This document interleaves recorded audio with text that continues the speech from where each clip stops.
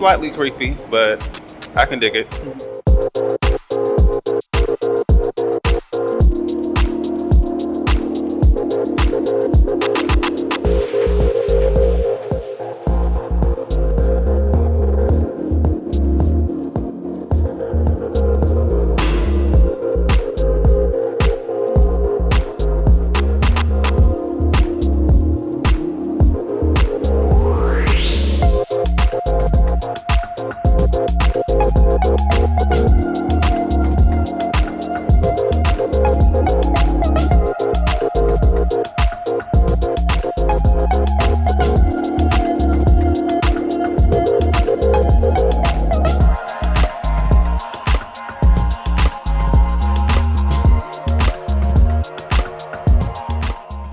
I love Glinda. I also love glitz and glam, just like Glinda. And I just wanted to embody what I feel like I would look like as Glinda. Well, I came here straight from church, and my brown was not showing enough green, so I was fortunate enough to get a t-shirt.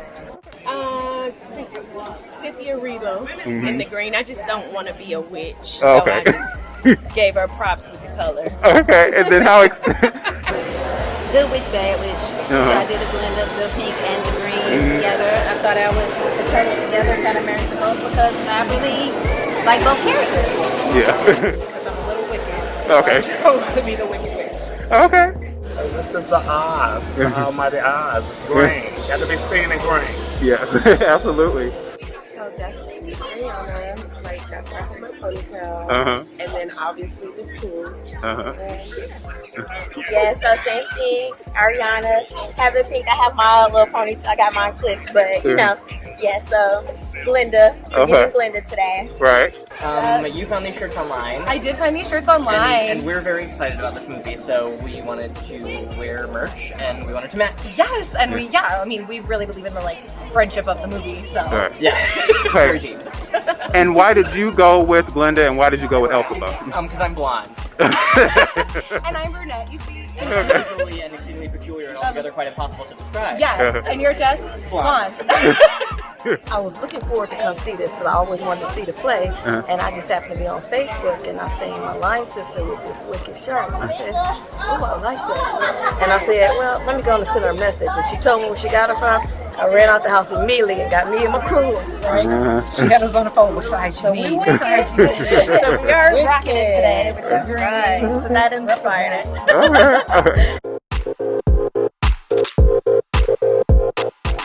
Oh my god, I'm so excited. This is like the soundtrack that I sing in the car all the time, so I'm very, very ready for this. I'm so excited. I've seen this show so many times. I'm really excited about seeing the movie. Also, because I missed the Broadway show. So since I missed that, I definitely couldn't miss Ariana Grande and Cynthia Erivo in this. Okay. I'm super excited. I've been following both of the main actresses, so it's really cool to see them get together, and I think it's going to be a great movie. I haven't seen the musical yet, but we plan on taking a trip to see it. But I'm very excited. My kids are theater kids, so they are the ones that inspired me to be here, and they're saving our seats while we're getting popcorn for them. But everybody's super excited.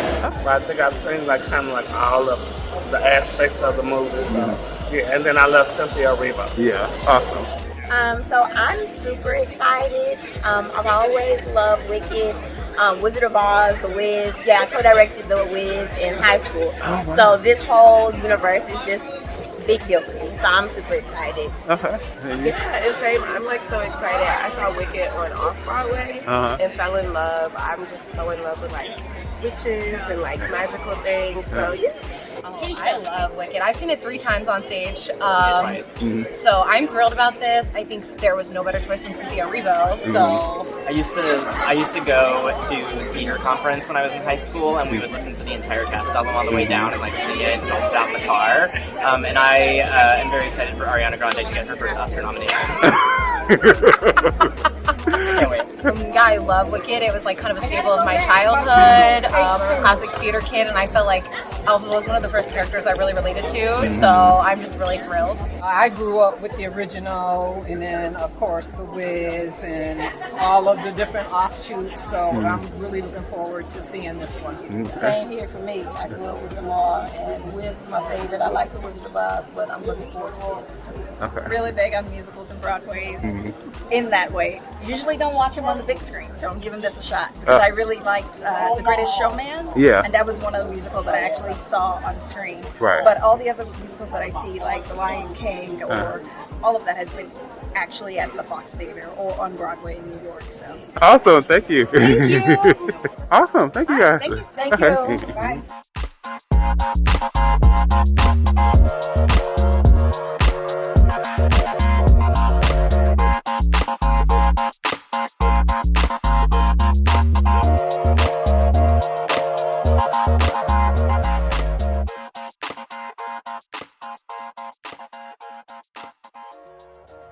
Hey everyone, this is Movieman, fellow cinephile, popcorn addict, and emerging film critic, coming to you with reliable recaps, reviews, and reactions. And today, I am more than excited, delighted, and feeling oh so wonderful. Aha! Aha! To come to you today with my thoughts on the long-awaited adaptation of Wicked, aka Wicked Part 1. Directed by Jon M, written by Winnie Holzman and Dana Fox, and starring Cynthia Erivo, Ariana Grande, Jonathan Bailey, and many, many more. Story-wise, the film is centered around the untold story of Elphaba, a misunderstood outcast with emerald green skin, and Glinda, a shallow and radiant socialite who find their paths unexpectedly converge as their unlikely friendship shapes the destiny of Oz. Alright, so I am going to start, of course, with the pros. If I really wanted to, we could be here all day, but let me look. Let me just start very briefly explaining the origins of this musical. This, of course, is the feature film adaptation of the 2003 musical created by Stephen Schwartz and Winnie Holzman, which in turn is a loose adaptation of the 1995 Gregory Maguire novel, Wicked, The Life and Times of the Wicked Witch of the West, which of course, in turn as well, is based on L. Frank Baum's 1900 novel, The Wonderful Wizard of Oz, as well as its very famous, beloved 1939 film adaptation. With all that being said, it has taken, quite literally, 2 decades for this film to come forth. It has been stuck in development hell ever since 2004, and I think a lot of people, especially hardcore theater fans, I don't think any of them thought this day would ever come. But much like the Munchkins say in the opening number,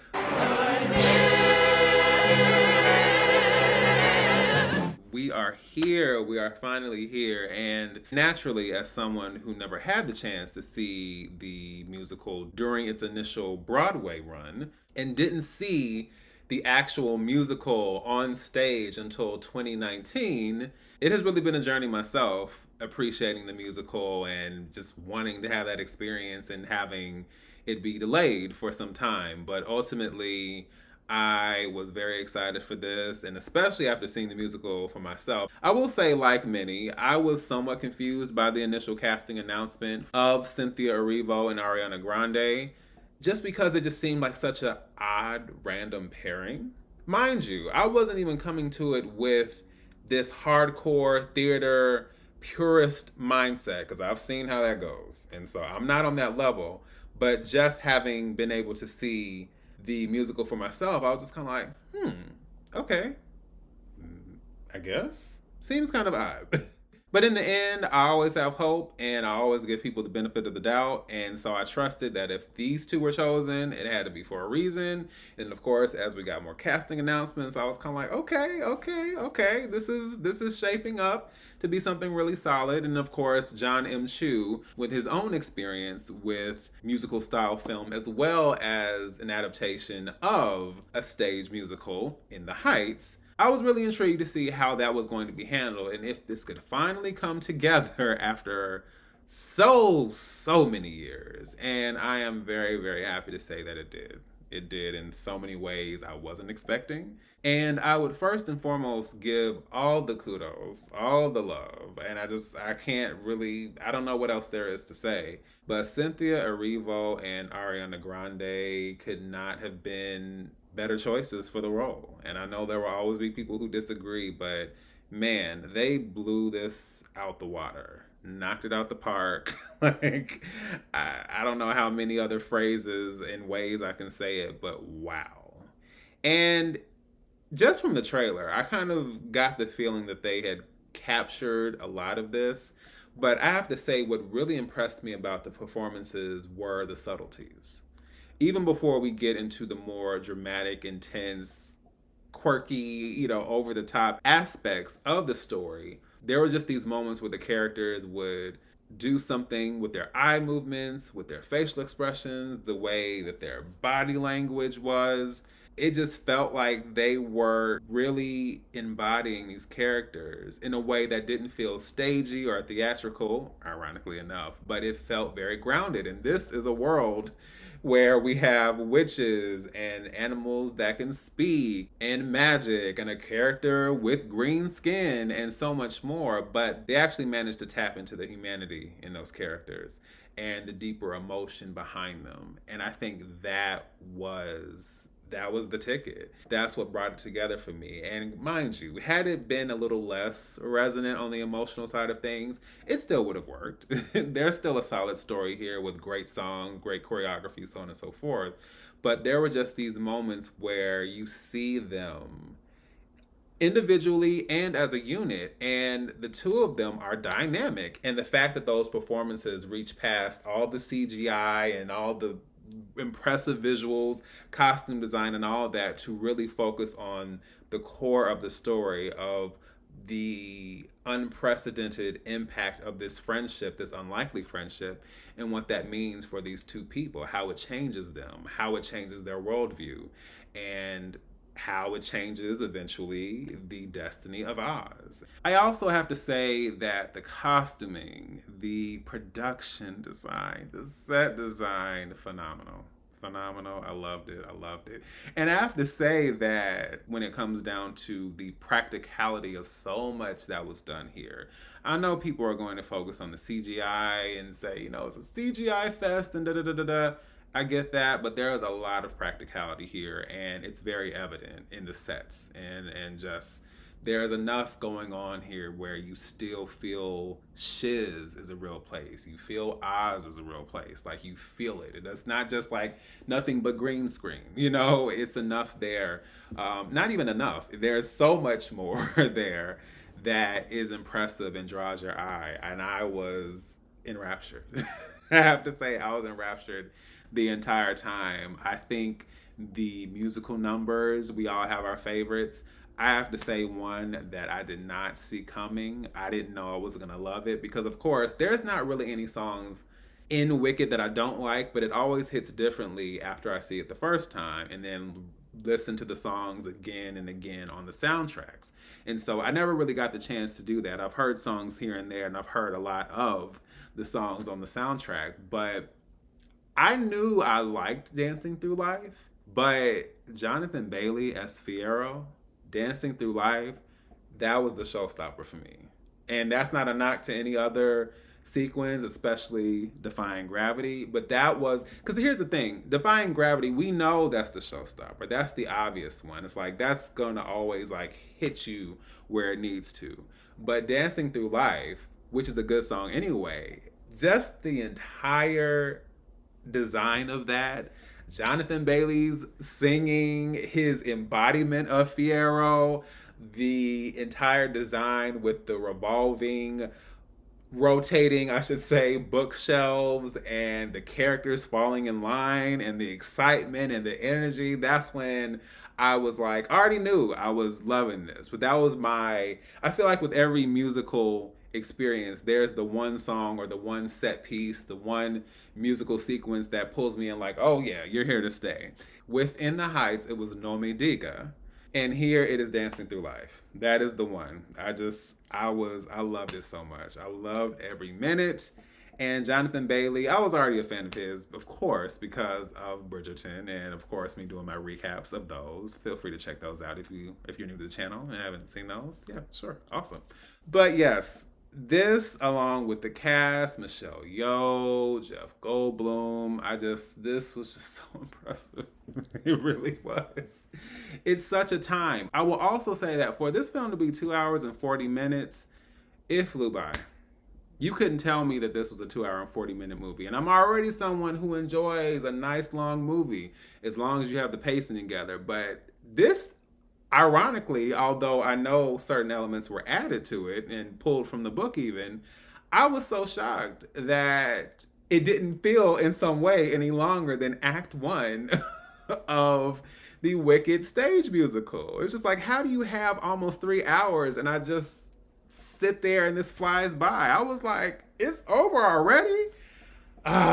Yes. I'm just so impressed with how this came together, and that's that. There's really nothing else to say. All right, now I'm going to jump over to the cons. And although I don't have many cons, which wouldn't be surprising given how I'm gushing, of course, but I will say, given how impressive this film is, there just were a couple of things that stood out in a somewhat awkward way. The first I would say is Michelle Yeoh. You need to leave! Not her performance as Madame Morrible, which actually was enjoyable, even though her character, of course, is somewhat limited in what we see. But there is a moment where she has to sing at the beginning of the song, The Wizard and I. It's a brief moment, but I'm used to that sounding a certain way. And no disrespect to Michelle Yeoh, because she is extremely talented. She will forever be Shuyin and Mameha to me, right? But when I was listening to that, I was like, I get it. You want to have live singing or get as close to realistic singing as you can.